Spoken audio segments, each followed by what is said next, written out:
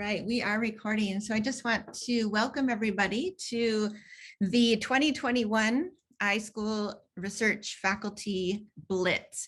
And it's something we like to do every year. It gives students and other faculty across the campus an opportunity to learn what's happening over here in the iSchool. And I think it creates fertile ground then for potential collaborations, and also good for us to see what each other are up to and how we might be able to collaborate on grants, and also co-teaching and thinking about all the different ways that we mentor students across the disciplines within our specific information schools. So I just want to say thank you all for coming, and more folks are coming in.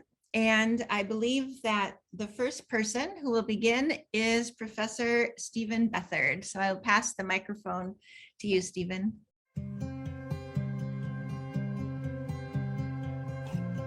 All right, cool. Hi, I'm Steve Bethard. I'm going to talk about natural language processing, like I always do.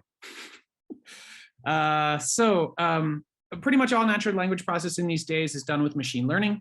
And it turns out that adaptation is a big problem. And all I mean by that is, the way we train these models, we give them some tasks there. There's some input. They're supposed to learn how to produce the output. And give it a bunch of labeled, annotated data in most cases and say, here you go, here's some examples, learn how this works. And that produces a learned model. But what happens with these models is someone trains it on, the data where they had the data available. And then they apply it to some new data. In my case, it's often clinical stuff. And the end result here is that you have a model who's trained at these inputs we've seen over here, December 5th, 2007, which is then presented with 3 weeks post-operative. And it produces about what you'd expect it to do. It produces garbage because it has no idea what those things mean, because it never saw anything that looks remotely like them during the training. So this is what we call the need for adaptation. We need a model that can be trained on the source domain, but learn to somehow perform at least marginally usefully in this target domain. It turns out that across a wide variety of different tasks, you see a huge drop in performance when you train on one domain and test on another domain. I'm using very broadly here. For example, in this first row, we're looking at something trained on the Mayo Clinic, which when tested on Mayo Clinic data hits about 94.9% accuracy. And when tested on Beth Israel documents from their ICU, gets about 31.8% accuracy. And this happens across the board, different data sets, different domains, different tasks. Models have a huge drop in performance. So what do we do about it? I'm particularly interested in a case of domain adaptation that's very common in the clinical domain, where you don't get to keep around the source training data. And that's because typically like one medical institution creates the annotated data, but they can't release it because there's protected health information. So they build you a model and they provide you to the model, but then you have to design some sort of algorithm that takes your target domain, adapts the model somehow so that it can now produce useful labels in your domain. So I'll give just 2 examples of doing this. So one is in clinical information extraction. There's 2 tasks in this little subset of the area. So one, which is negation, so recognizing things like no new lumps, that event lumps is negated, and looking for things like time expressions where January is a month of year and hours in this expression is a period. So we're going to try to train machine learning models to do these. We actually set up a shared task that we invited the international community to participate in, and had a number of participants. And the setup here is we had models trained on some data that's really hard to get your hands on from the Mayo Clinic for both negation and times. We said, here's the models. You're allowed to have the models. You're not allowed to have the training data. Here's some development data that you can practice adapting on in very different domains. So for example, the time expression one is actually Newswire. The negation one, it's not Mayo Clinic, it's Partners Healthcare. Those notes look very different. And then an entirely different test data domain where we ask, okay, can you adapt to this new domain that you've never seen before? The short answer is this is a very hard task. One thing we found surprising is that, in fact, fine tuning, which is just a way of taking the model that was built in the source domain and sort of updating it a bit more in another domain. If you fine tune on this development data, the Partners Healthcare and the news, even though that's not the same as what you're going to be tested on, like food insecurity, it actually helps. So that's sort of in contrast to what you might have thought if you know anything about the machine learning literature and catastrophic forgetting. Just to give you a little bit of feel for one example of an algorithm that was tried there beyond simple fine tuning is a type of active learning that's a little bit different from the standard active learning that assumes that you have access to the labeled training data. And the basic idea here is we're going to have a very small number of examples in the target domain. We're going to ask someone to label it, and then we're going to fine tune our model on that very tiny number of examples. And it turns out that even as few as 20 sentences annotated yields a pretty big improvement on this time expression task, except that if you ask non-expert annotators to produce those annotations, it doesn't work at all. So you really need extremely well-trained annotators to be able to do this that really understand the annotation scheme. So that ends up being sort of a significant challenge for making this work. So one other brief example of domain adaptation here. This is clinical concept normalization. So the idea is you have a sentence here from either a patient record or social media where they say something like, I felt like vomiting and my head was spinning a little. And you're supposed to map these expressions, vomiting and head was spinning a little, to standardized concepts from an ontology. In this case, vomiting, which is concept C0042963, and dizziness, which is C0012833. So we frame this as a vector space search problem. So you have text that you're trying to figure out the concept for, and you actually have the text of the concepts as well. They have a standard term for them. And you train some model that turns text into vectors. I'll talk about that model in just a second. Once you have vectors for all of these things, how do you assign a label to this text? Well, you just do some sort of similarity comparison here. In this case, we use cosine, and you find out that the most similar one here is dizziness because this vector looks mostly like this vector. So how do we train this model that produces these vectors? Well, I don't want to go into the full details here. If you're interested, come and chat with me. But the basic idea is when we want to make the model better at producing a vector for heart attack, we're simultaneously going to look at a synonym for heart attack, myocardial infarction, and another phrase that the model thinks is similar but actually isn't. And we're going to give it all those at the same time and say, we want you to make these two similar and these two really different. And that's your goal. That's your objective. It turns out that if you do this, you can take an existing model. Let's say you don't have any training data, like annotated sentence by sentence training data, but you have the ontology. You can train directly on the ontology with this technique, and you get a pretty big gain across the board on 5 different data sets. The other cool thing about this is if you have some specific terms that you know occur in your target domain that weren't in the original training data, that aren't in the ontology, you can simply add those in because they're just pieces of text. So you just produce a vector for them and you can search over them just the way you search through the rest of the ontology. And doing that gives you another gain across all of these 5 different data sets. So that's it. That's everything I had to say. If you're curious about any of this stuff, come chat with me.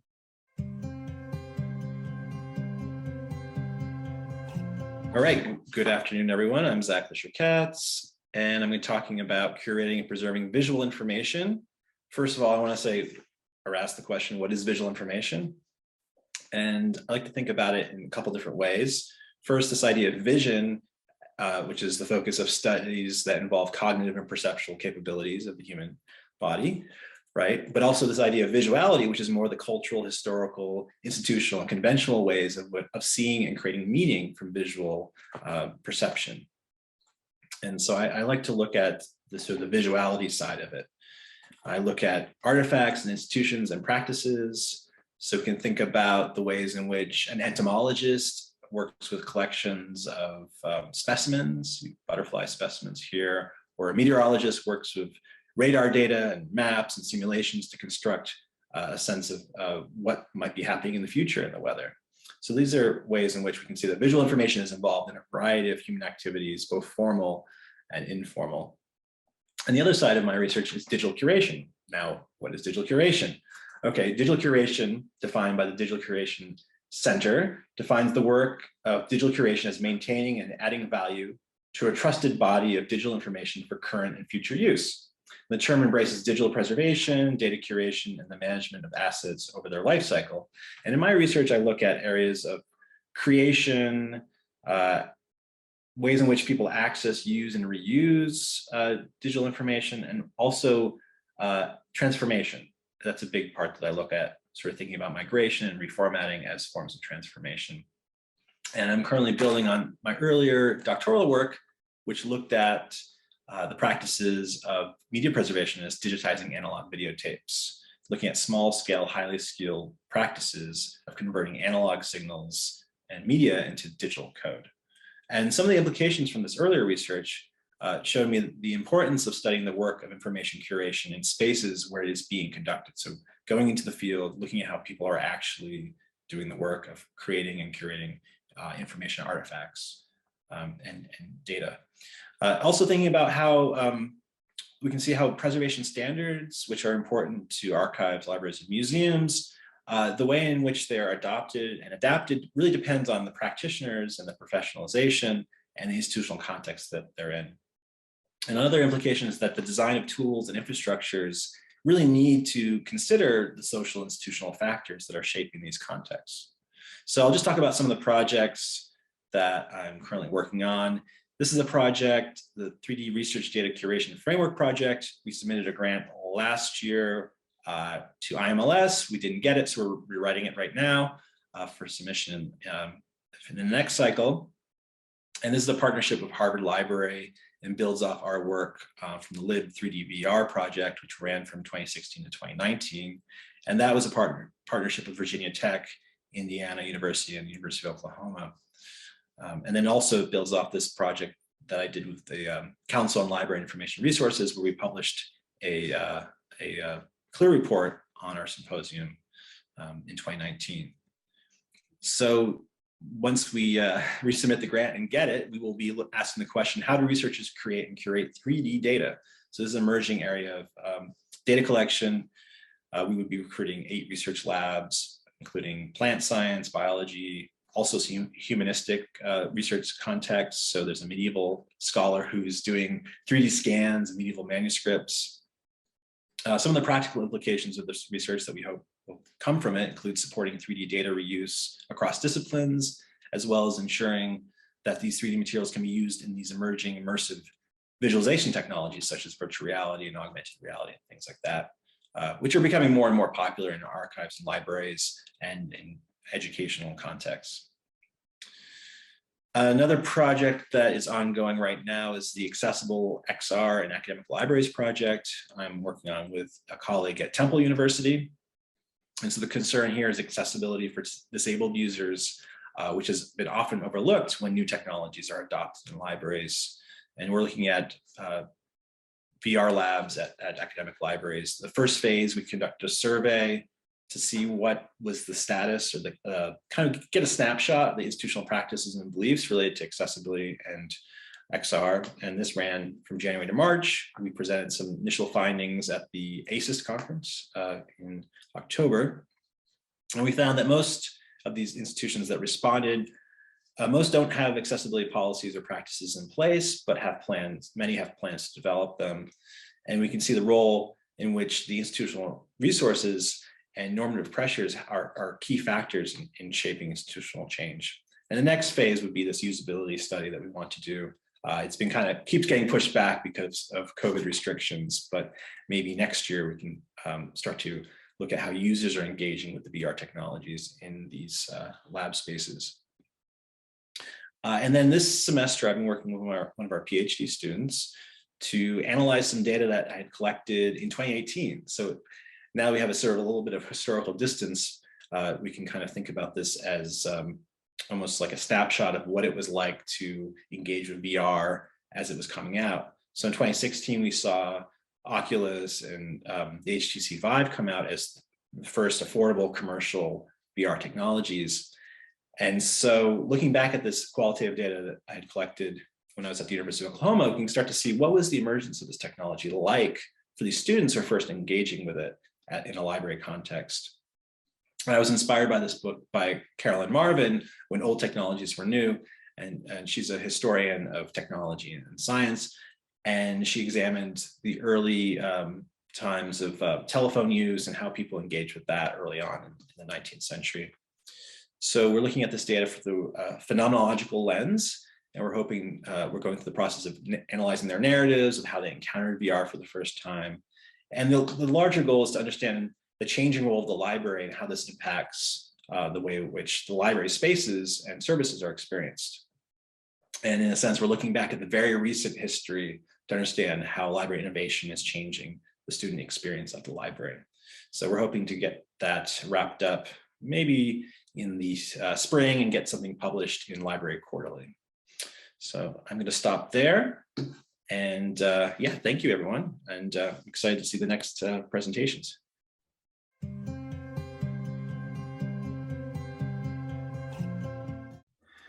So what I'm going to talk about quickly now is topic analysis of NSF, National Science Foundation, Biology and Astronomy divisions, and how we did that analysis and where that goes next.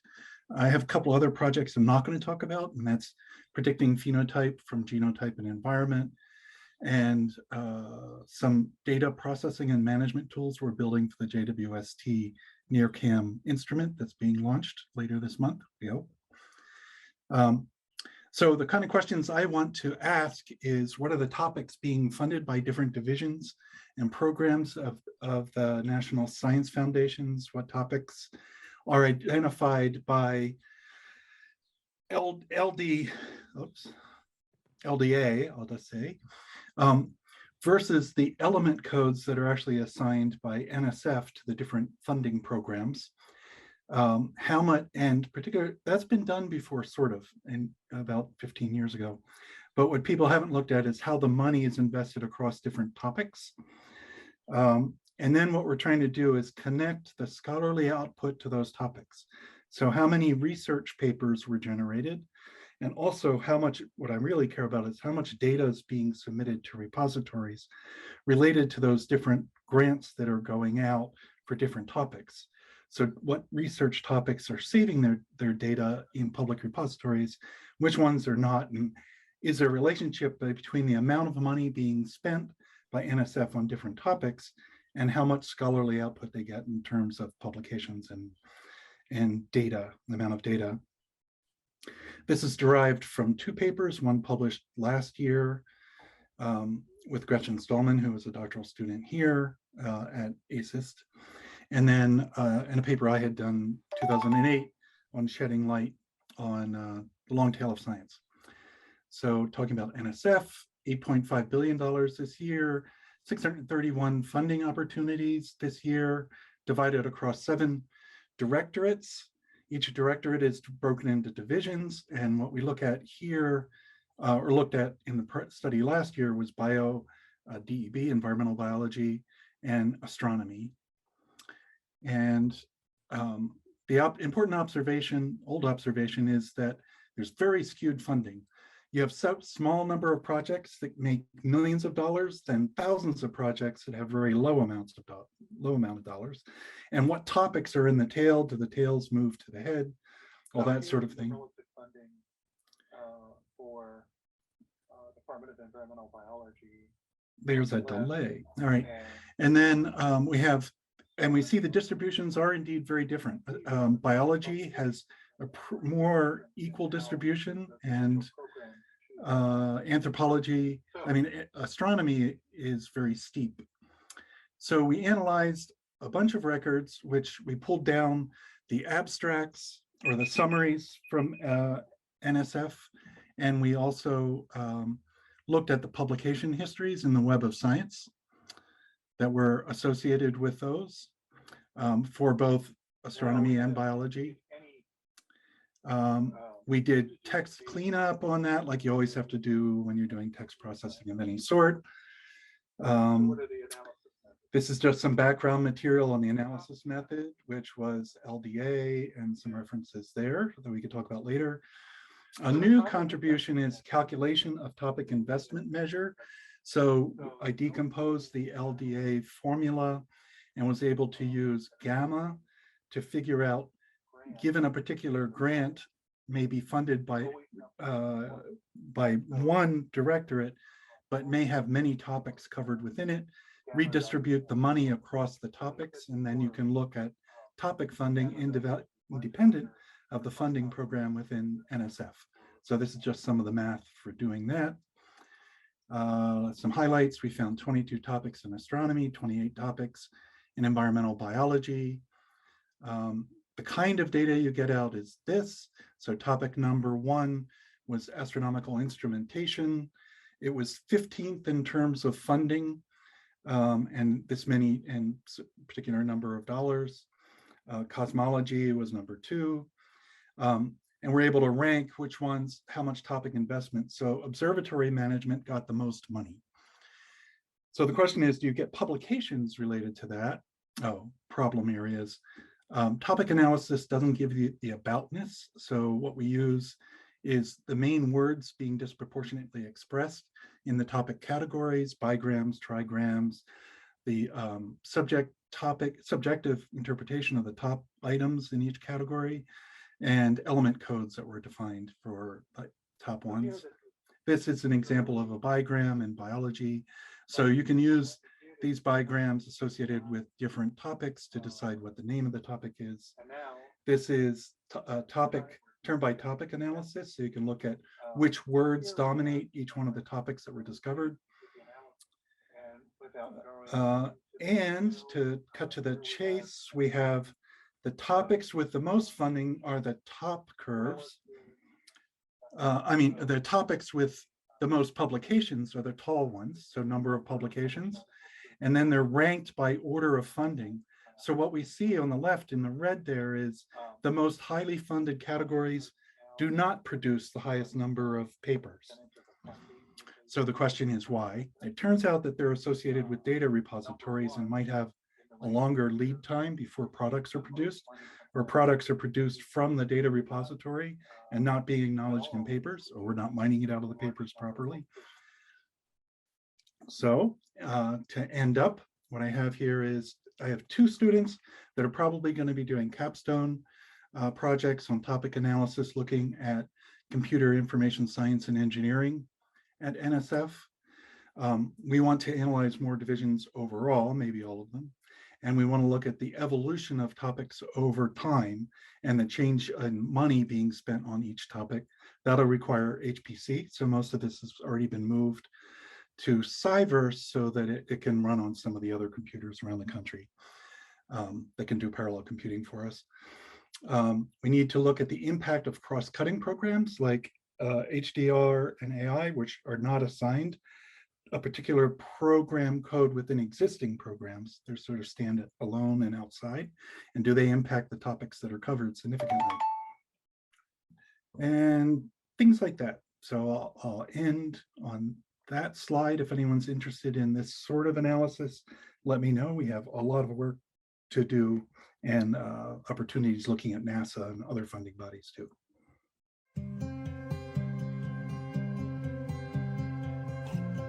Okay, so I have 2 funded projects right now that I'm going to talk about briefly. I'll mostly talk about iVoices, which is the first one, but I'll kind of give a little preview at the end of one that's funded beginning next year.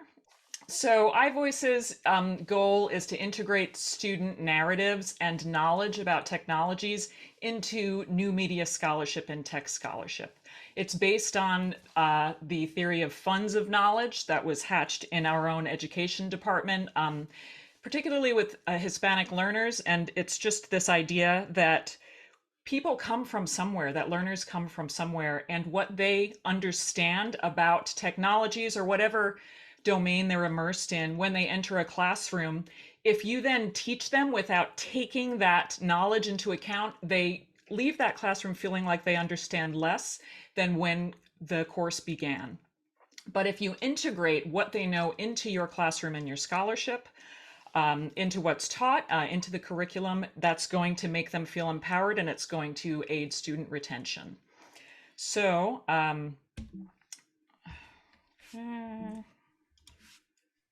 all right, so iVoices has multiple phases. We've been going through and we're ending right now with this semester our teaching phase. Here's a little example of how we have students teach other students in our course. That's right, people. For Project 3, you're making a meme. From the photo to the editing, everything must be made by you. Please note, you don't have to use a certain program for this assignment. You can use Illustrator if you want, or Photoshop, or you could do what I did. I used social media. All right, so one thing that should have demonstrated is that we try not to be platform dependent.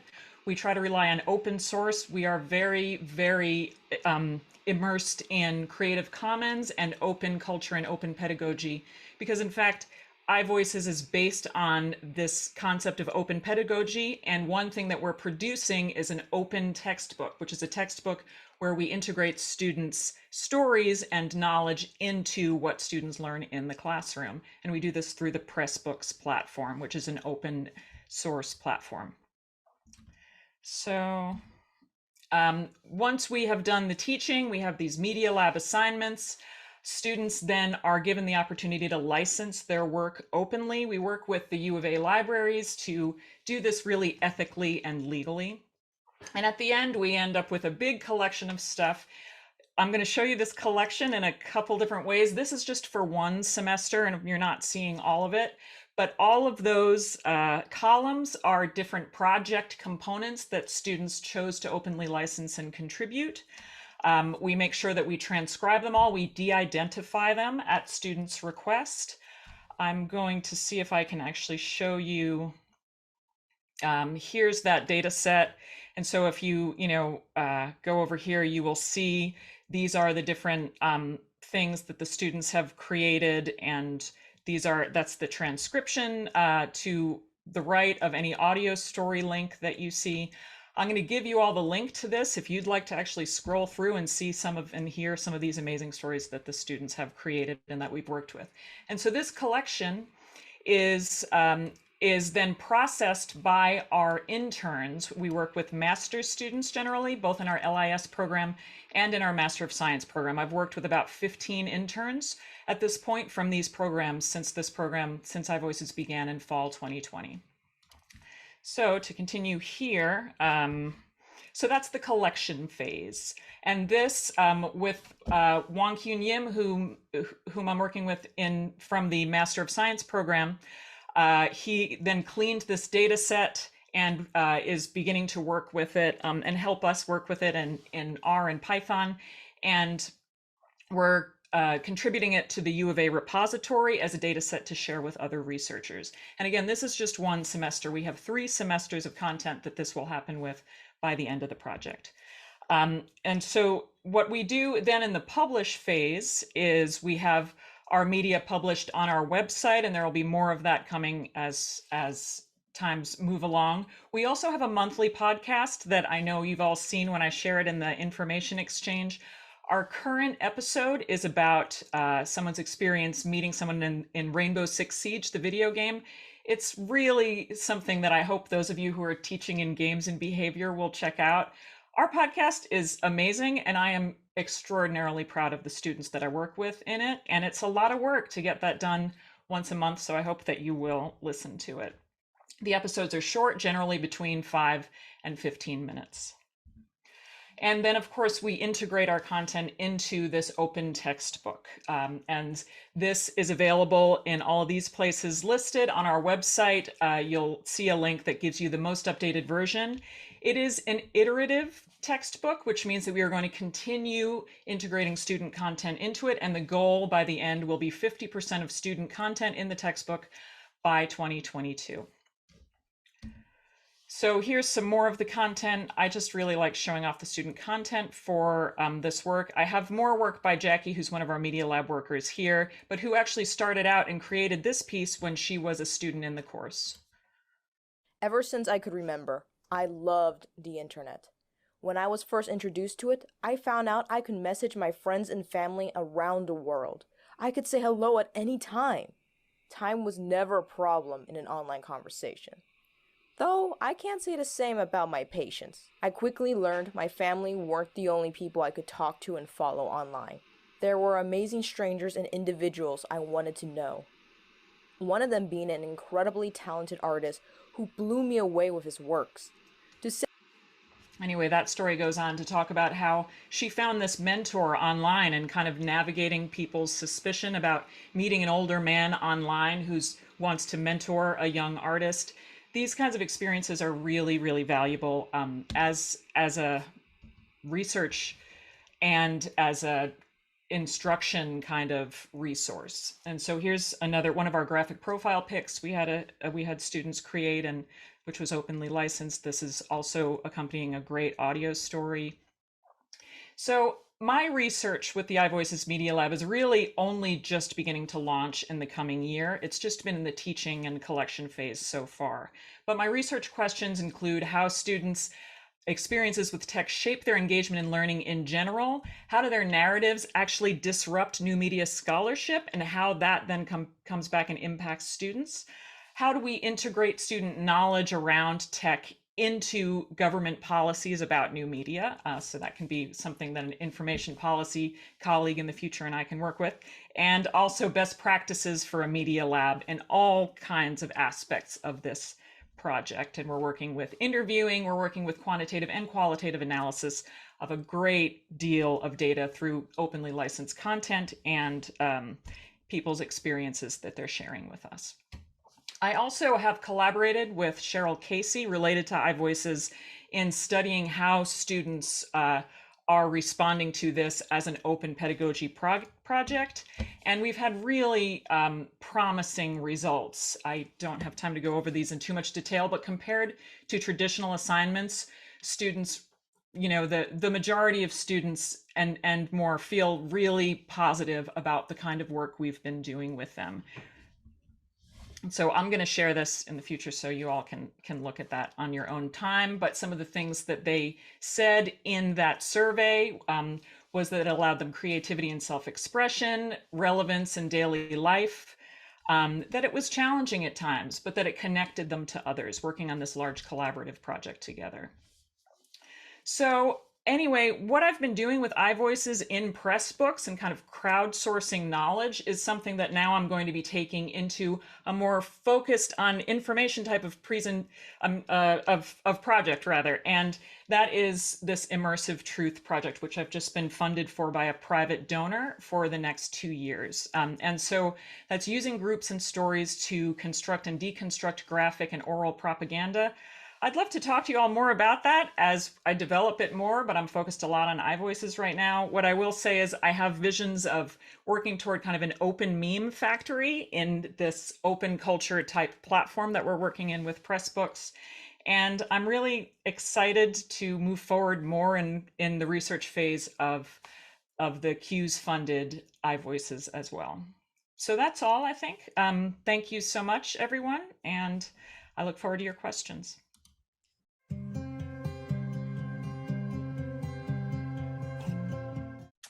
So today I'm going to talk about the UA Holodeck, an NSF Major Research Instrumentation Award, and its potential for convergence research, education, outreach, and innovation.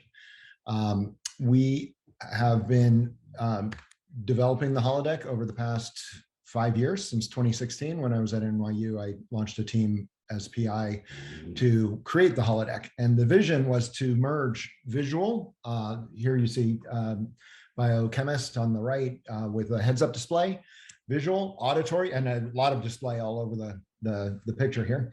Auditory, so binaural headsets, surround sound, physical, multiple aspects of physical. The gloves in this picture would be sensed, the individual robot and the robot head coming from the top could be sensed.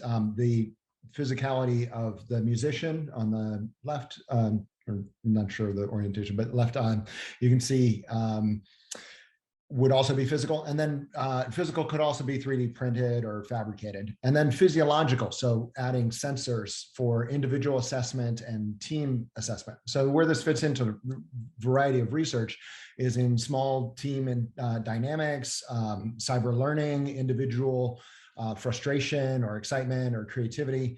And so I mentioned a number of the different projects. And then from a NSF perspective, it has a lot to do with the future of work and the types of environments that you could build in a next generation environment, human-computer interaction and intelligent systems research, as well as harnessing data revolution. So when you have access to all this data, how do you visualize it and where do you put it and make use of it?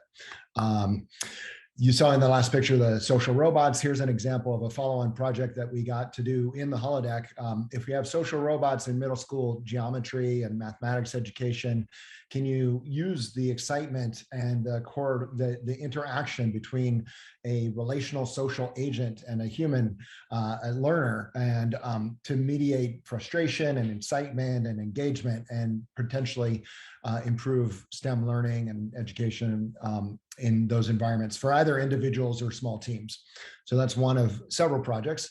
Another project we're doing with folks at Yale and NYU and Aztec, which is the Arizona Simulation Technology Center here in health sciences, is team collaborations around robotic patients. So here you see a nursing suite with robotic patients. And if you can measure the physiology of the humans while they interact with a critically ill robot, if you will, you can understand if they are exhibiting their levels of competence. You can move on beyond competence, which is all that we normally get to measure in these settings, to confidence and collaboration, creativity, and leadership by measuring the kinds of different types of dynamics that are happening in there. So we're excited to reach out and work with the Tomcat team and the School of Information to look at team collaboration in this kind of settings, closed loop communication in particular. Another environment that we're going to is putting the holodeck to some extent underwater.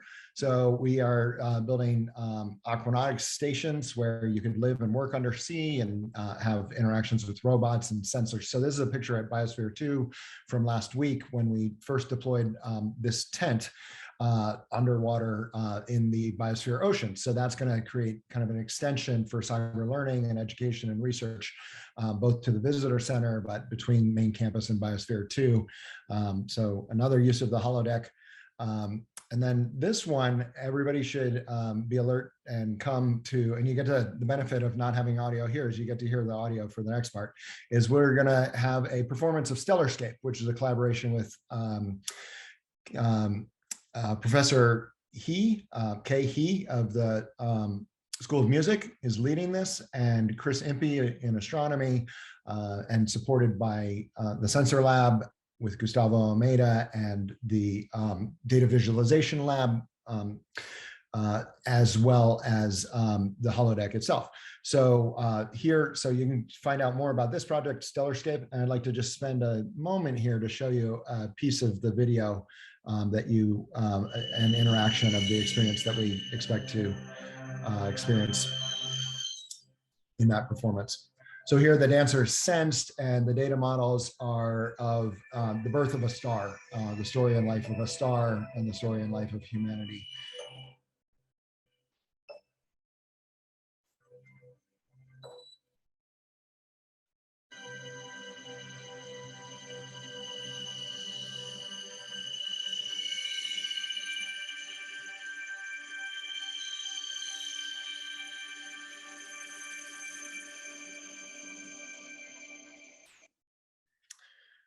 And then I'd just like to wrap up with a final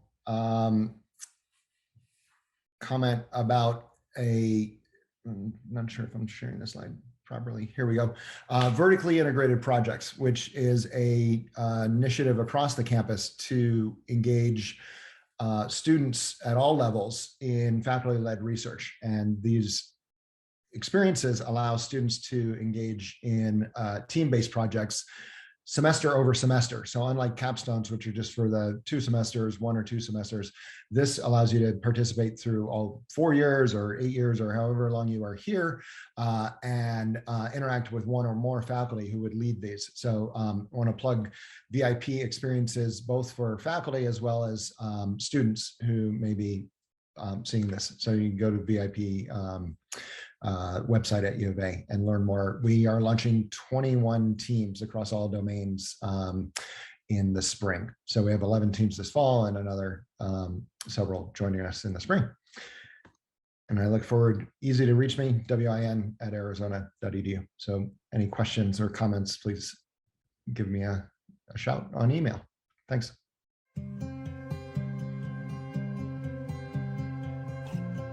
Okay, so I'm just going to give an update on things I've been working on over the last year. In particular, I've had a ongoing project that's got several different funding sources, but all oriented around this task of how to extract scientific knowledge from a variety of different sources in which it gets communicated, and to assemble that information. And let's see here, it's not inventing, there we go. So probably many of you have seen, at least many of you faculty have seen a version of this slide before. But the general challenge here is that scientific knowledge gets expressed in a variety of different modalities, different media. There's text, you know, and that's sort of been the traditional way that knowledge has been communicated. And scientific knowledge in particular, there's been a development of formal languages that really precisely capture the semantics of what's being expressed. And that usually comes in the form of equations. And you know, in the last 40, 50 years, it's now become possible to express models in code.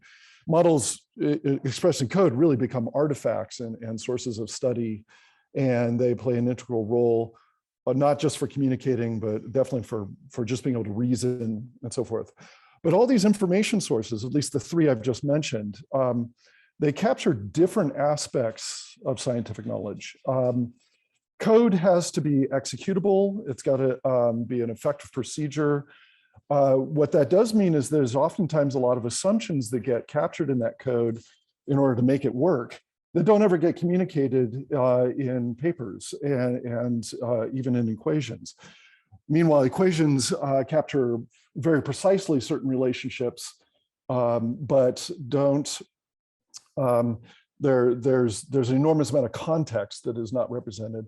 And finally, in text, that's where a lot of that context gets described, but that text is not executable. So putting these things together is pretty important. Right now, you know, more or less the state of the art is that scientists working in a field have to be able to read from all three of these different kinds of information sources and integrate this to really build the model in their head of what's going on.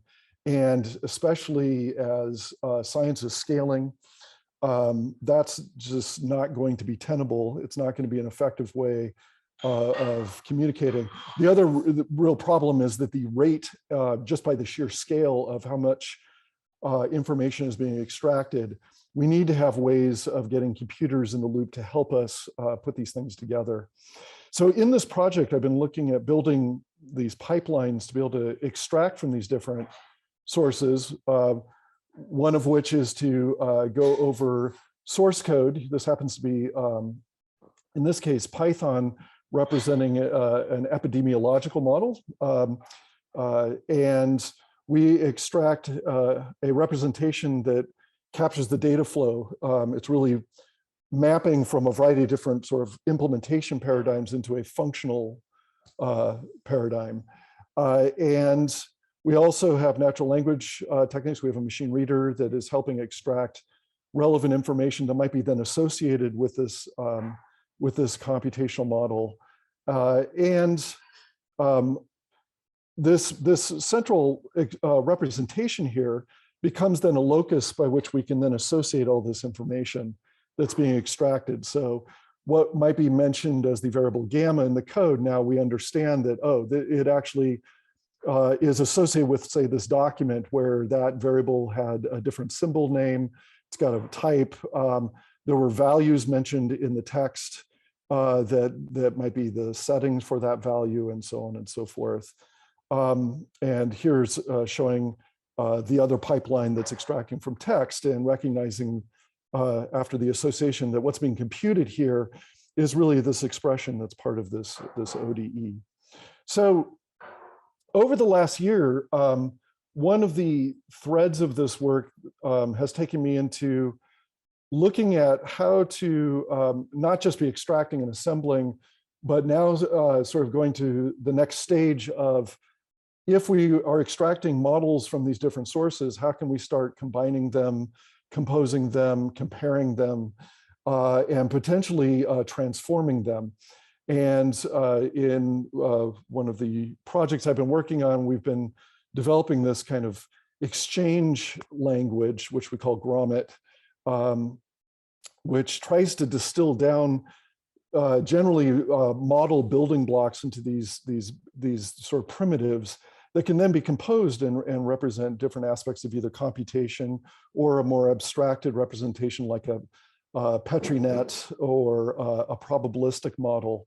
And it's been a lot of fun because it's kind of taken a variety of different disciplines that I've come to be acquainted with and now starting to look at how these things have ways of communicating. And there's a bit of formal theory that I'm starting to learn more about that comes from category theory, looking at how once we are able to do an extraction of one of these models, we can then perhaps transform it into another modeling type. So what initially started off as code, we can recognize that, oh, what's implemented in that code is actually a physics model that can be represented as a Petri net, which then can be transformed perhaps into a probabilistic model.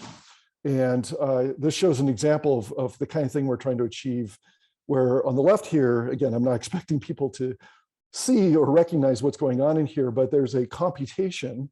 And that computation is actually compact. It's expressing the implementation of a model that we can then extract out and distill down into its sort of core representation of as being about, say, the dynamics of how an epidemic is unfolding. And that's separated from then a bunch of the other context in here, which isn't really relevant. It's about implementation details or the solver. And I'll also mention another thread of this work. We're trying to read from as many sources as possible, particularly code sources.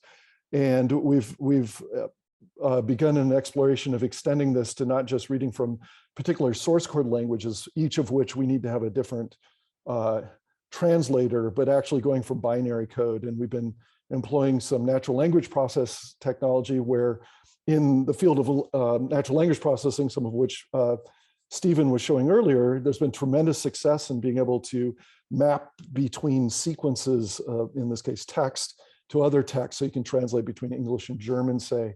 We're now, we have a first version of a translator from, x86 binary code within very, scoped conditions, but we can actually translate that into an abstract syntax tree that then we're able to then build pictures like this. So that's at least two of the sort of branches of what I've been doing. But all related to this general longer term project of trying to extract scientific knowledge, get it into a form that we can do things with and eventually better communicate. Thanks.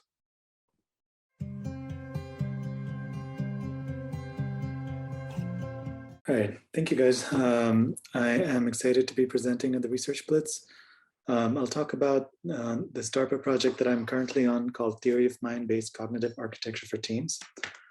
It's a really interdisciplinary project. It involves people from multiple departments and colleges in the university. And let's dive in. So the overall goal, the way I would put it, is for us to build a modular open source suite of technologies for artificial social intelligence. Note the word social in there. I'll go into it a bit more later. So there's a few components. One is for our AI agents to be actually able to observe people using a multimodal dialogue system. We are working on developing probabilistic models of teams and grounding them in physiological data. And we're also working on plan recognition and interventions given to, or advice given to teams in natural language. And there's interconnections between all three of these sort of pillars. I won't go into a lot of detail for all of them, but I will highlight a few of our findings so far. So to begin, I'll just note that research on human team performance has shown that teams that have strong shared mental models tend to perform better. So if you're on a team and everybody knows, what the task is, how they're going to do it, that team is likely to do better than one where people's mental models are sort of misaligned, so to speak. So the idea here is that we want our AI agents to explicitly model their human teammates and their shared mental model. One, so that they can predict the needs of their teammates more effectively, and two, help build and maintain these sort of shared mental models.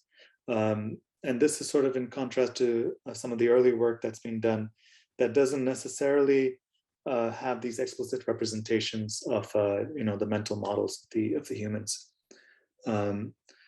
Our AI agents assume the existence of these distinct human mental states and try to infer them, as opposed to sort of the original definition of theory of mind, where that's all about determining that there is a distinct mental state. So here's a nice complicated architecture diagram. You don't need to sort of look at all of it in detail, but what I just want to point out is that there are a lot of components, especially there's a lot of software engineering that's required to make something that works in real time, is robust, and this is a market change from a lot of the research that, at least I've been involved in so far. That's like, okay, you get a data set, you run your pipeline, get the results. Here it's like, okay, you need to make sure it doesn't crash. You need to make sure humans don't wreck it somehow. But yeah, we have a lot of sensors. As Wayne mentioned, we're probably going to collaborate with the Holodeck to utilize some of their sensors. And yeah, so all these sensor streams come in. We do a bit of inference with them to model the humans and their actions. I'll talk about three selected findings. These were presented recently at the AAAI symposium, the Fall Symposium on Computational Theory of Mind for Teams, and will come out as book chapters in an upcoming Springer volume. The first work I'd like to talk about is using features at multiple temporal and spatial resolutions to predict human behavior in real time. So this work is basically guided by the intuition that as humans, when we're making decisions, doing tasks, we often reason about multiple temporal and spatial scales at once. So for example, if you're driving to the airport, you're reasoning about the cars around you and like the traffic immediately surrounding you, but you're also sort of keeping a high-level representation of the map. Like, okay, I'm going to turn left at this street and turn right at that street, then go onto the highway. So we keep both of those representations sort of simultaneously. And so the question was, can we use both of them, both high-level and low-level representations, to predict human behavior in an urban search and rescue task? Actually, hold on, did I skip a slide? Oh, I think I accidentally skipped the slide, sorry. We are going to evaluate our AI agents in a Minecraft-based testbed that strips away like all the complexities associated with things like computer vision, robotics, and so we can just get right down to the cognitive level. And so you see the task is an urban search and rescue mission. People have to work in teams to rescue these victims that are represented by these little blocks over here. So sorry, that's a little bit of context that I should have presented earlier. Going back to this, we find that using sort of the low resolution representation, like if we use the topological information and sort of encode the historical behavior of people in the game, we can actually predict their future behavior more accurately than if we just use sort of the high resolution information. We built a neural model to do this. Another interesting result we had was to detect false beliefs. If you're familiar with theory of mind literature, there's the classic Salian test of false belief detection. So in a team of 3 people, they have these marker blocks that they can place to say, hey, there's a victim here, or there's this critical victim here. And there's a manipulation that says one of the victims given a different marker block legend than the rest. And the question is, can our AI agent determine which teammate received the false legend? And we see that our agent with our probabilistic model is able to achieve results comparable with human predictions. Over here, we see that as we increase sort of the probability threshold, the confidence measure, humans start to do better, but they lose a lot of the, like there's fewer trials upon which they end up doing better. And another fun little sub-project is we developed an open source library for procedural generation in Minecraft and other voxel-based environments based on these reusable access line bounding box templates. So we keep track of a hierarchy of AABBs. And so the library is meant to support this kind of human-machine teaming experimentation. And so here's a couple of screenshots showing parametrically generated environments using different random seeds and grid sizes from within Minecraft. And so to conclude, I'll say if you're interested in any of these following topics: natural language processing, dialogue analysis, sentiment analysis, planning, theory of mind, using Minecraft to conduct these human-machine teaming experiments, I'm happy to chat about student opportunities or faculty collaborations. So please do hit me up. And Great, I'd like to thank everybody. Oh, sorry. Thank you, Jamie. Thank you so much, Adarsh.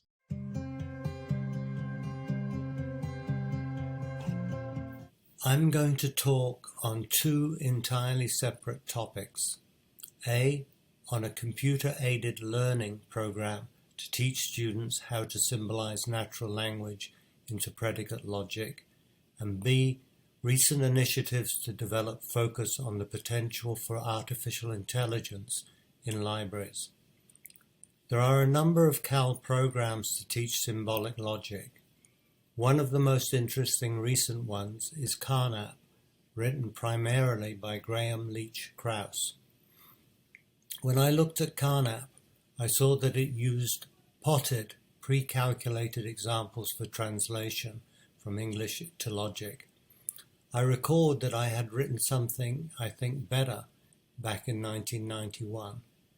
It was a program that could translate English to logic in an instructive way for students.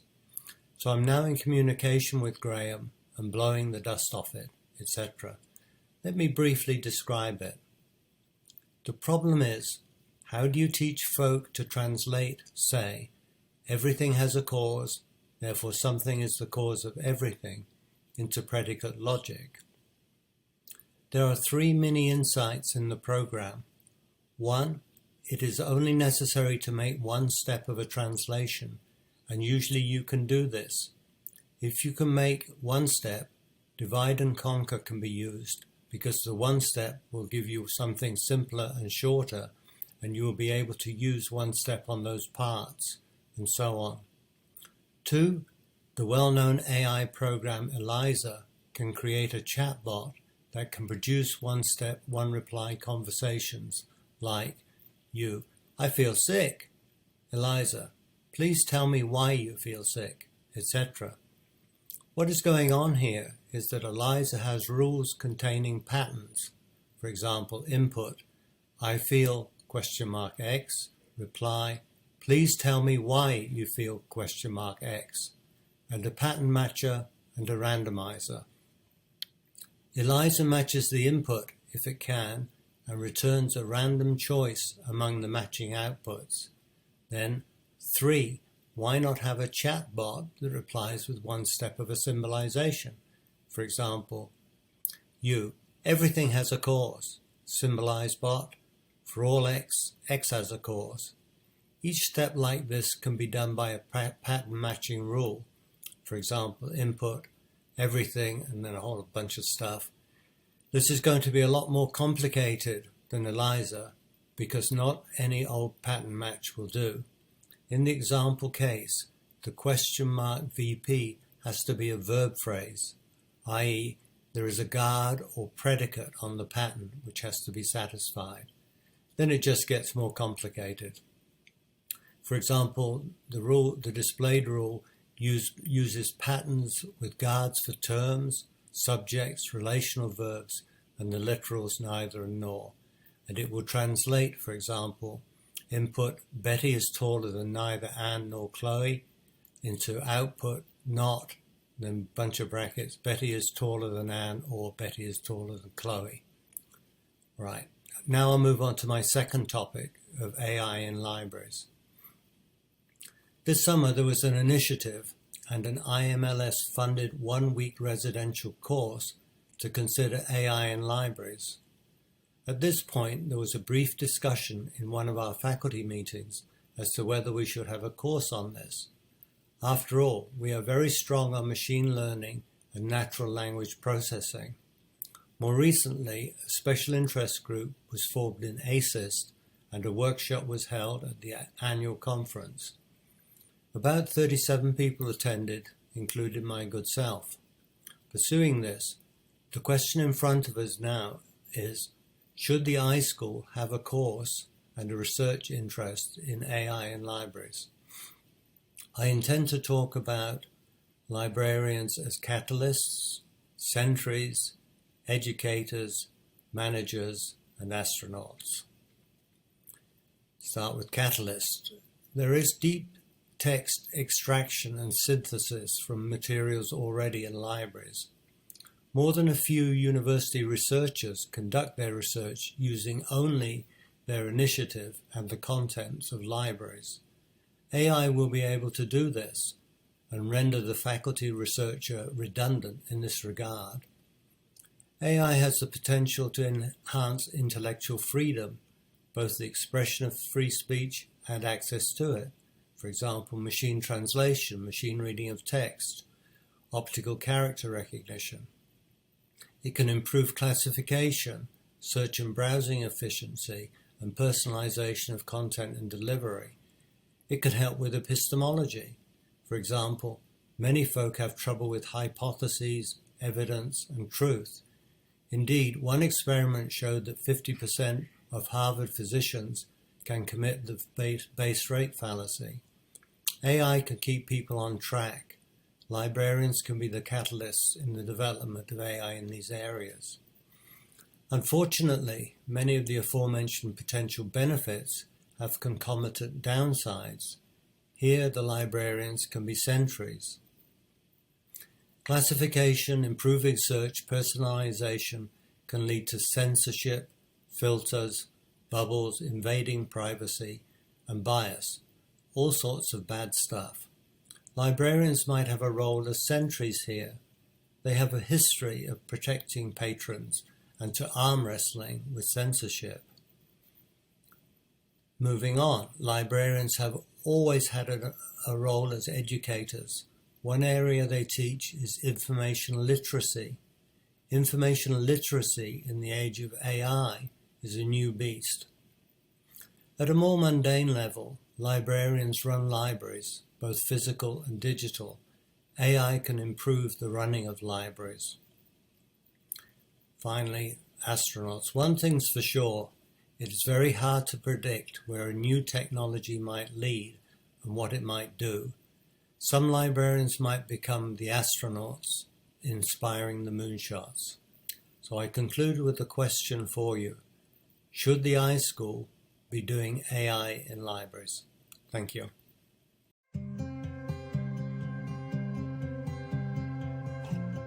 Hello everybody, this is Bozgeyikli. I'm a faculty at the iSchool. So my main research area is human-computer interaction in extended reality and game development. For the human-computer interaction, I am basically looking at unique interaction techniques. Mainly these are object manipulation and locomotion in extended reality. Also, in game development, I'm working on beneficial applications of extended reality. Today I'm going to talk about a new project called Virtual Cognitive Rehabilitation, or VCR. This is a high-fidelity virtual reality environment designed for individuals with mild traumatic brain injury. It is working as a passively activating memory circuit for them as they navigate in novel VR environments. It is a collaborative grant from the Department of Veteran Affairs, and we are working with colleagues from the University of Arizona College of Medicine in Phoenix, also from the Department of Psychology.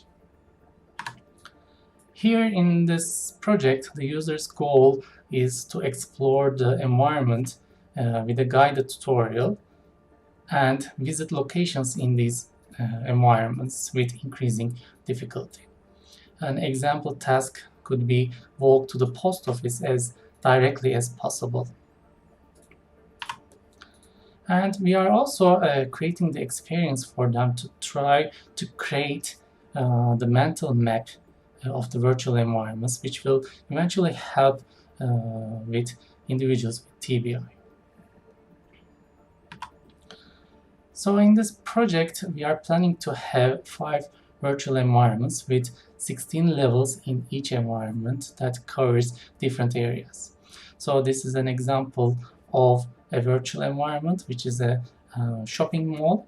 And you can see that each level actually occupies different parts of the environment. It starts with a small area in level 1, and gradually it increases the size. And level 16 is involves all 3 floors of the virtual environment.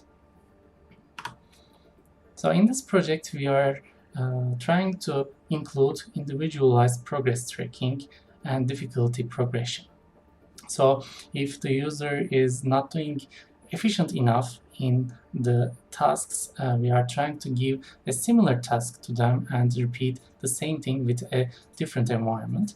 But if they are doing well, we are trying to increase the difficulty step by step. So in this project, we are using 2 metrics, duplicity index and degree of similarity, while creating the virtual environments. The duplicity index actually refers to how many times a building is repeated in a level. If all buildings are unique, the duplicity index is 1. If all buildings are used twice, for example, the duplicity index is 2. So the duplicity index is higher in the upper levels. And also we have degree of similarity, which refers to the similarity of the duplicated buildings. If it is 1, 2 buildings are absolutely the same. If it is 0, the buildings are totally different. So we are trying to find a balance for the degree of similarity in the development of the virtual environment.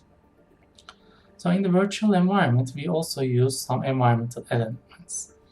These can be decorative elements or stationary elements, or interference elements or moving elements. Some examples of the decorative elements could be parked vehicles, trees, signs, or some decorations. And the examples of interference elements could be animals, people, or vehicles that are moving inside the virtual environment. And we add them gradually as the level progresses. We also track some metrics in order to understand the engagement, completion, and the performance in the levels. The path taking by the user is an important metric we use, and the closeness to the optimal path of it is another metric. Also, we check if the user makes U-turns while trying to reach their destination, or the number of times they pass a landmark in the environment, and the time spent while they are trying to reach their destination, and the percentage of the environment that is covered in the virtual environment. We also check if they had stopped while they are trying to reach their destination and how long did it take. And also this project is designed for individuals with TBI work with a clinician. So at the end of each session, there's a report for the clinician to understand what went on in that session with that individual with TBI. So currently the development is in progress. The next steps are the completion of the development with internal testing, user studies, and publications. So thank you for listening. If you have any questions, please send an email to rpause@arizona.edu. Thanks.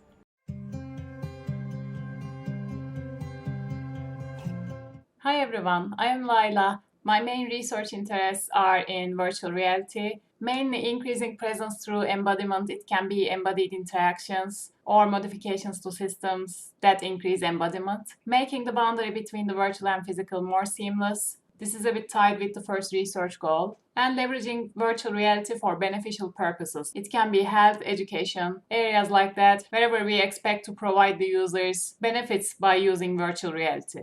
Today, I'll talk about an ongoing research in the lab named Give Me a Hand Exploring Bidirectional Mutual Embodied Tangible Interaction in Virtual Reality. The aim is to induce the illusion of physicality of a virtual human through a shared tangible objects that extends from the virtual world into the physical world and vice versa. The reasons for doing that is, first, physical embodiment of virtual humans is expected to increase co-presence of users, which means improved user experience in virtual reality. And then when we do that, when the virtual character is able to make an effect on the physical world, and when the same applies for the human user, whenever they do something, if it creates an effect in the virtual world, then the technology medium becomes more invisible, which means the user would notice it less. And then this is expected to increase presence, again, meaning improved user experience in virtual reality. You may remember the prototype stages from an earlier Research Blitz. Those were the early prototypes of the interaction tools. And this is the current state of the system. This is now completed and user studies are ongoing. So we have a projection curtain here. We have a projector mounted to the ceiling in the room. We have two infrared lighthouses that track the head movements of the user so that we can alter the virtual world based on the user's head movements. And then we have our interaction tools behind the curtain, which are protruded from the projection curtain through some holes, as you see here. So here it is in action, the rotation tool. Whenever the virtual character rotates the virtual part of the controller, physical part also rotates. And same applies for the human user. Whenever they rotate the physical part of the controller, the virtual part also rotates accordingly.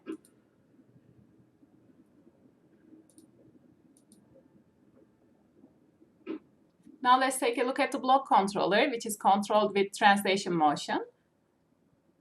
The same applies here. Whenever the human user pushes the block controller, the virtual part moves accordingly.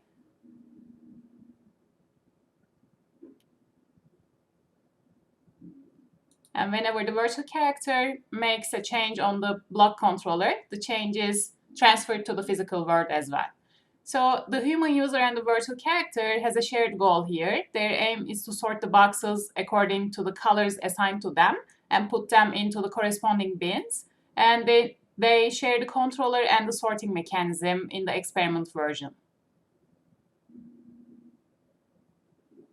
For the movement of the physical objects, we use some motors along with Arduino, and then we transfer the movement data for the movement of the virtual parts accordingly from the Arduino to the desktop computer via USB connection. We track the head movements of the user with an HTC Vive tracker so that we can alter the virtual world's projection based on their head rotation. And we constructed the virtual world as similar as possible to the physical world. We use the same carpet and we use similar models as much as possible. The fire extinguisher, for example, also exists in the physical room. And since we have a projector in the room attached to the ceiling, short throw projector that projects this virtual imagery we see on the projection curtain, this meant that that projector also projected imagery on the physical parts of the controllers, which would break presence. So we use masking on the physical parts of the controllers and updated that mask based on how much of the controller was protruded from the curtain so that there is no imagery printed on the physical parts of the controller.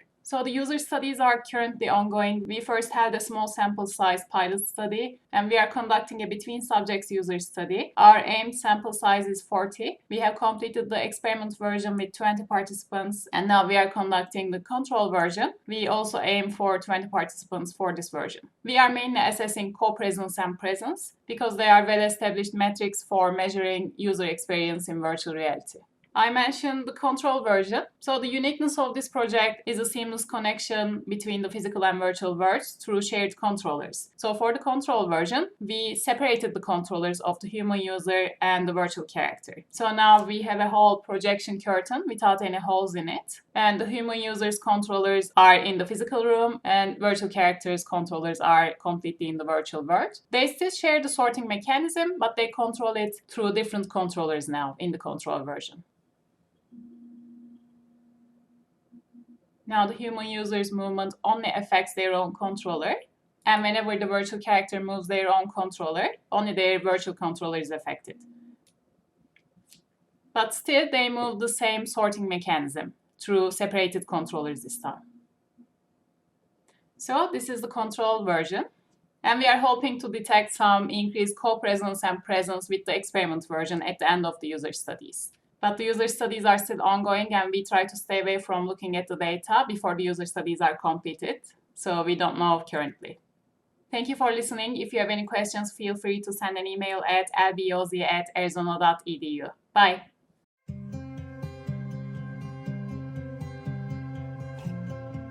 This is a little bit of a different kind of a presentation and a research project than is typical. I do have interest in science communication. This project stemmed from interest in Biosphere 2 up the road. If you've never been there, you should definitely go check that out. I wrote it with my two colleagues listed here.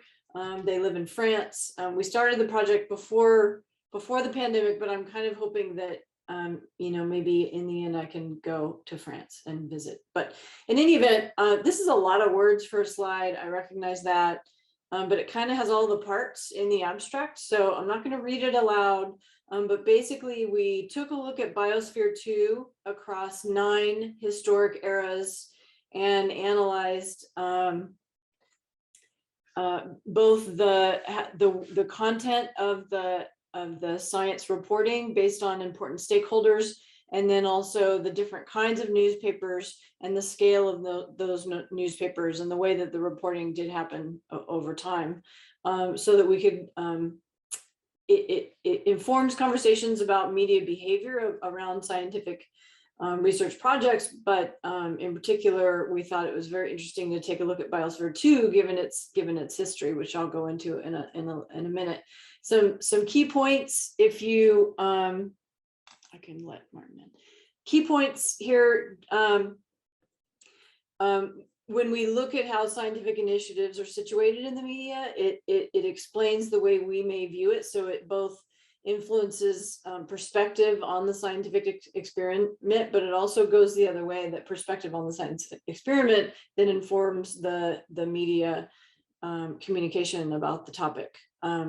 Biosphere 2, if you haven't been there, it has become a miniature Earth under a dome used for research purposes, while also functioning as a site for educational outreach. And as Winslow Burleson a few minutes ago mentioned his underwater work in aquatic environments, I believe last week he was up there working literally under the water. I know a number of our faculty work up there on different projects, but it's also kind of a tourist site and a place for teaching about environmental research, soil, water, and so the point of this research was to really look at how does the scientific information get diffused over time. And if you don't know, Biosphere 2 began as kind of a space experiment where they built biodomes and put a team of researchers in there, and they were locked in there for nearly a couple of years. And so the early reporting was really, there was a lot of sort of love and tension and scarce resources and conflict. And so it was very interesting, the reporting. But that came out of a time when space travel was kind of resonating in the late 60s, early 70s. And then, fast forward to today, where environmental questions about being able to exist. And it's interesting that it is in Arizona where we're low on water and so forth. These are the 3 main research questions. I'm not going to read them aloud, but I just wanted to show you that we did in fact have some formal questions driving the research. We had a broad plan where we took a sociocultural framework where we understand that the way we understand the news has very much a lot to do with how we are situated among ourselves in communities, and how our perspectives on, say, environmentalism. I just realized my video is off. I don't know if anyone cares. And then we took a quantitative methodological design, favoring an interpretive approach, basically taking a ground up approach without going in there with the predefined categories, which I thought made the research interesting. for me to blend those two together, and we engaged in lexical and cluster analysis. Again, lots of words. Sorry, I was too excited. It's tough to cut out the words, but I put in bold the big stuff. You can take a look. But it does, the media coverage combined reference to the past space experiments and the present research programs over time. But even today, there's reference to the historic space history, because it remains very much part of the identity of the place, even though today contemporary researchers use it for provocative environmental research. Findings, this is a weird image pulled directly. The first thing we did is we took a look at the primary stakeholders as a way to indicate the content of the reporting. You can see here in the first mission era, they were talking about outside air pumped into the Biosphere 2. After 2 years, 8 leave isolation of Biosphere 2. So there was conflict, there was a love affair, it was all sensationalized news. And then skipping forward, you can kind of skim down the finances, the rich people that cared about settling on the moon and space travel were very interested in this experiment.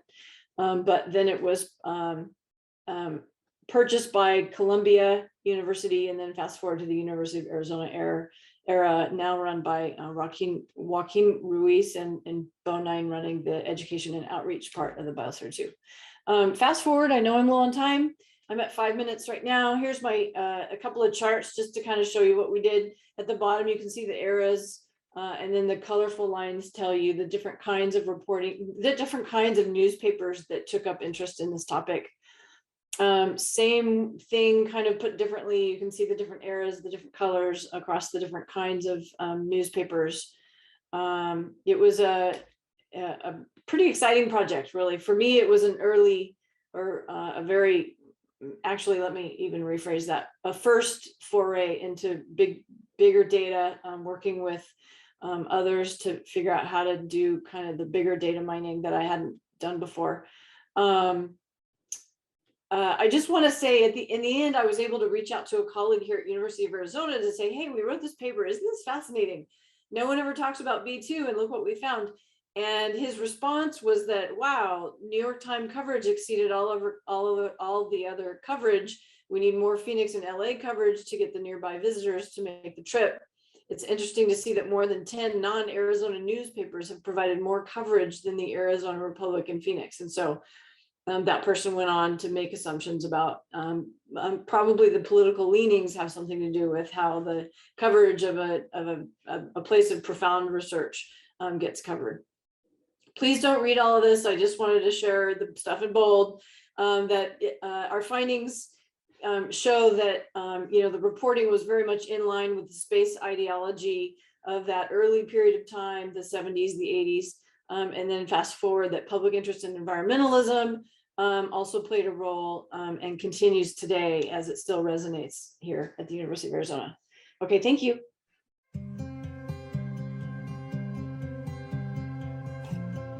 Hi, everyone. I know we're almost out of time, so I won't take much time at all. I'm working on The Limits to Growth, which was a book published in 1972. And really looked at natural resources and what was happening on a global scale to the Earth and its environment. So this work is at the intersection of environmental history and book history.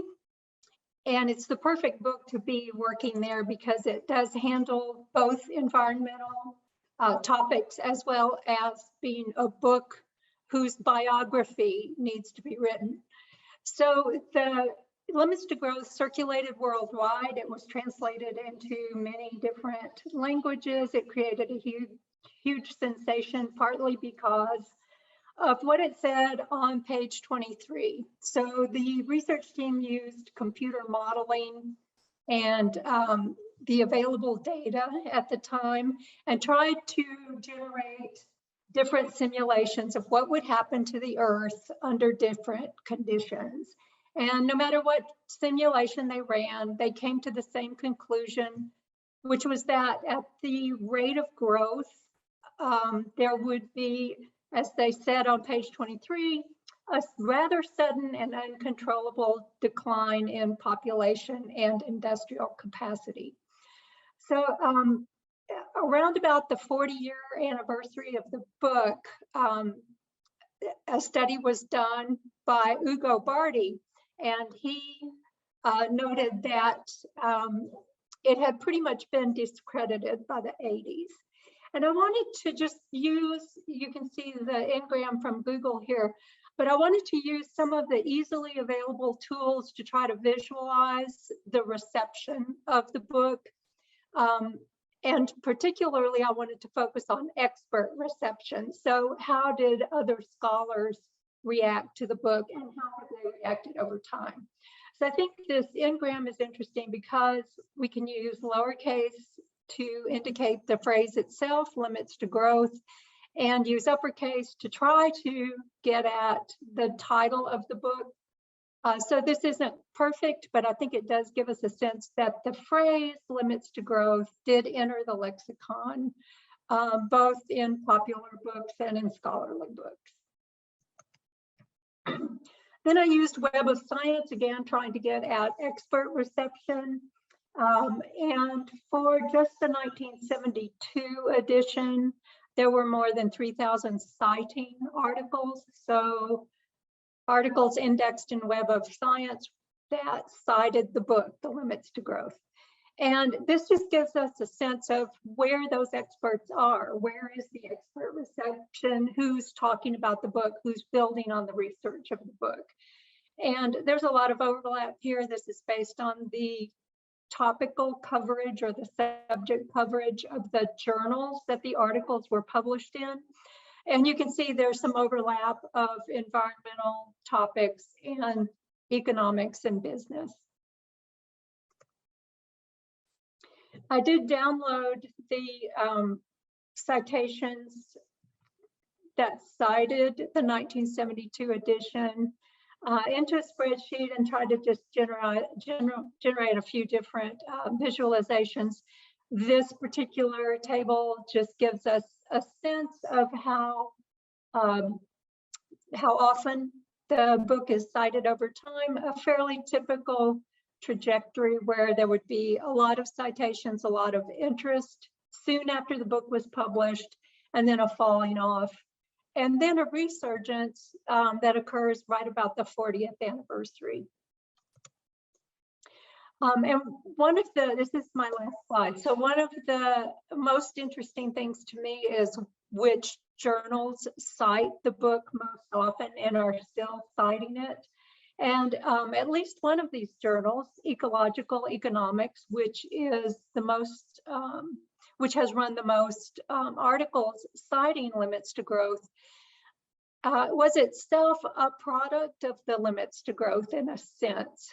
So the two topics that come together, ecology and economics, this journal is founded after the limits to growth comes out, and it's continuing, its authors are continuing to be influenced by the book. So this is one of the nice things I wasn't expecting to discover when I decided to look at some easy tools for visualizing the expert reception of the limits to growth. It had not occurred to me that one way to understand reception is to look at the products that are generated, the publications that are generated because the book was published. So here's an example of a scholarly journal that comes out of this whole movement to understand environmental degradation and the future of the earth. So thanks.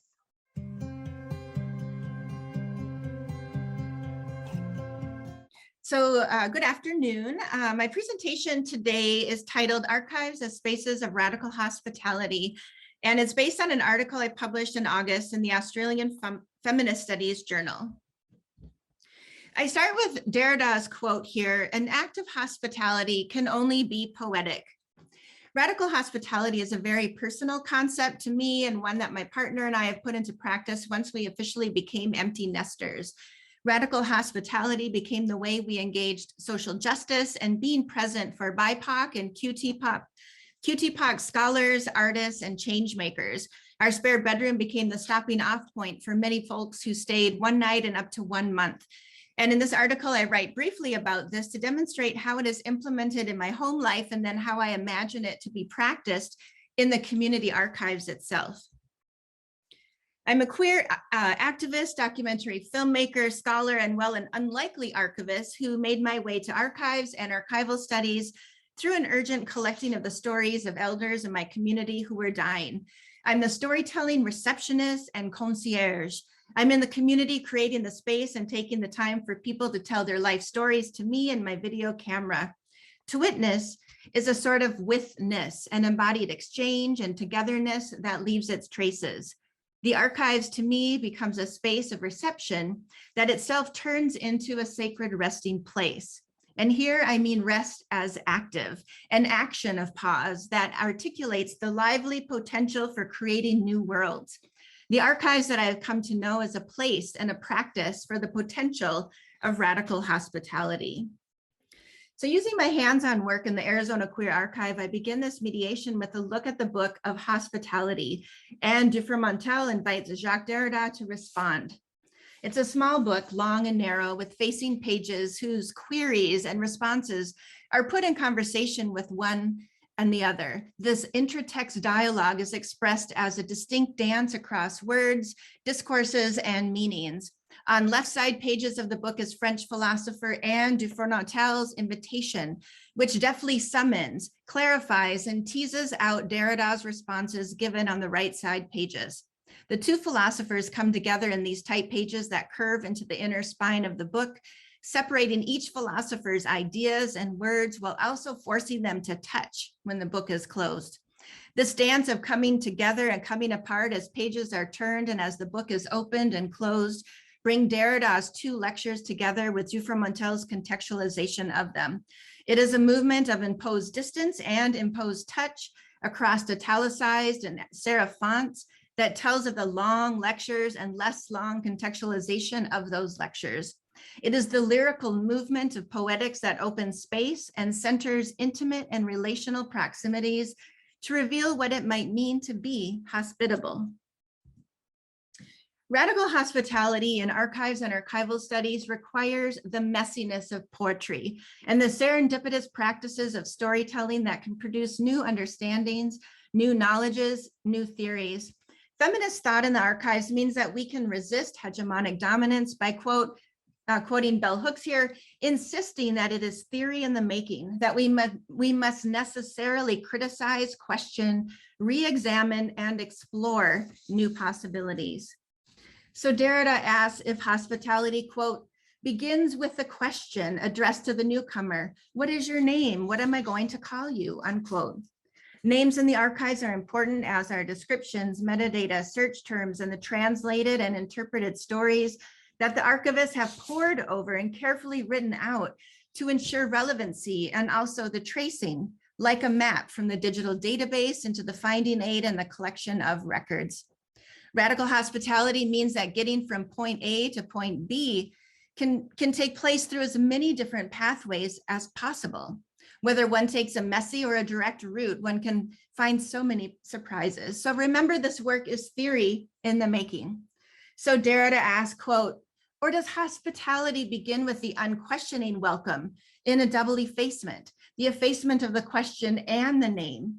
Is it more just and more loving to question or not to question, to call by the name or without the name? Does one give hospitality to a subject, to an identifiable subject, or is hospitality rendered? Is it given to the other before they are identified, even before they are a subject, unquote. Hospitality is complex as it works to connect a host and a guest. However, power circulates in ways that allow for some guests to be and become hosts, while elucidating the ways that we are not all guests in the same way. As Sarah Ahmed argues, quote, the notion of welcoming the strangers is premised on the mastery as the notion of expelling them. In both cases, the encounter with the strangers becomes a means by which the we asserts itself as willing, even if that we is touched differently by the difference that is assumed to belong to the strangers, unquote. So Ahmed focuses on the power of colonialism that also influences the urgency through which community archives are often created to disrupt dominant colonizing narratives that frame non-dominant and underrepresented peoples and their communities. Ahmed reminds readers that the power to give remains with the national subject, which means that a turn away from what she describes as multicultural hospitality and toward what I call radical hospitality creates new and imagined worlds for non-dominant peoples.